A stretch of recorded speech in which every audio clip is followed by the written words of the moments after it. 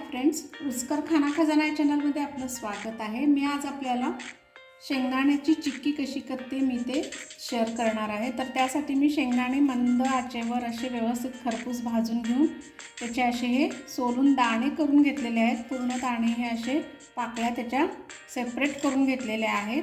हे मी 1 कपभर शेंगदाणे घेतले होते, ते भाजून घेतलेले आहेत। तत्पूर्वी आता आपल्याला एक तयारी करायची आहे। आता मी पोळपाटावर साजूक तूप घेते आणि हे सगळं व्यवस्थित स्प्रेड करून घ्यायचं आहे। ही पूर्व तयारी आहे, हे आधीच करून घ्यायचं आहे।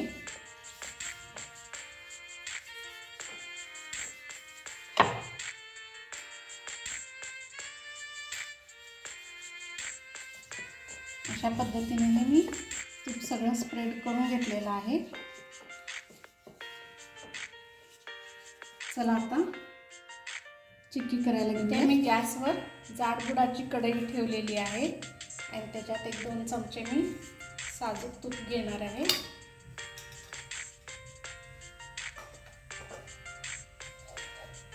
थोडासा तळला की याच्यामध्ये जेवढे शेंगदाणे घेतले होते त्याच मापाने मी आता हे गूळ घेते आहे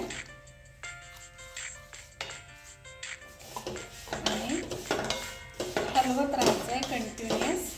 याच्यात बिलकुल पाण्याचा वापर करायचा नाही आहे आपल्याला।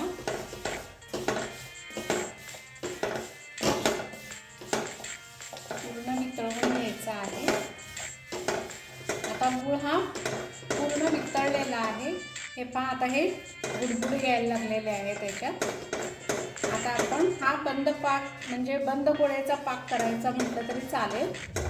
तर हा चेक कसा करायचा, तर एका प्लेटमध्ये मी पाणी घेतलेलं आहे आणि हा 1 ड्रॉप आपण याच्यात टाकून पाहायचा। हा अजूनही मऊ लागतोय, हे पहा। याचा अर्थ याला अजूनही थोडंसं 1-2 मिनटं आपण उकळवलं पाहिजे।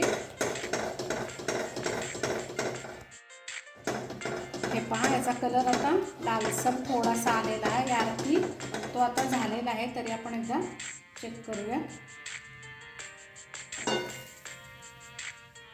हे पहा, कडक झालेला आहे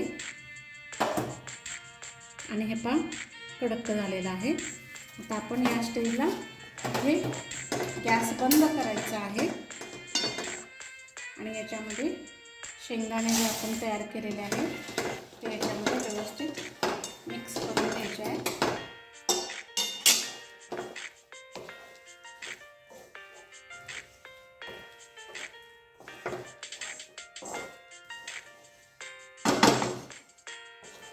आणि हे गरम गरम असतानाच आपल्याला पोळपाटावर घ्यायचं आहे।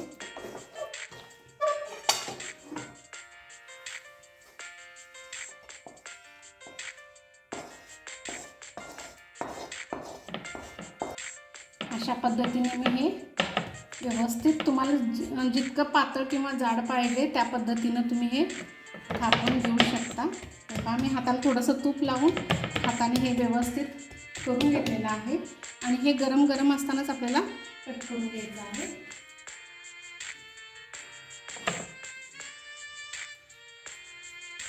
अशा पद्धतीने ज्या साईजमध्ये तुम्हाला छोटं मोठं कसं हवं असेल तसं तुम्ही करू शकता।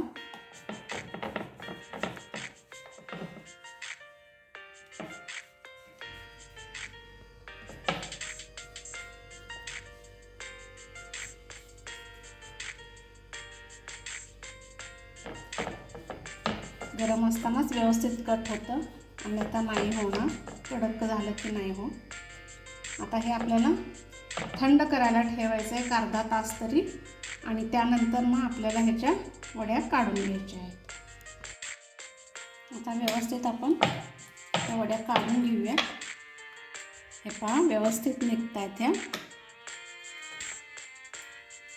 अशा पद्धतीने ही शेंगदाणा चिक्की तयार आहे। अगदी मस्त झालेली आहे, कुरकुरीत झालेली आहे आणि ही अवश्य एकदा करून पहा अशी।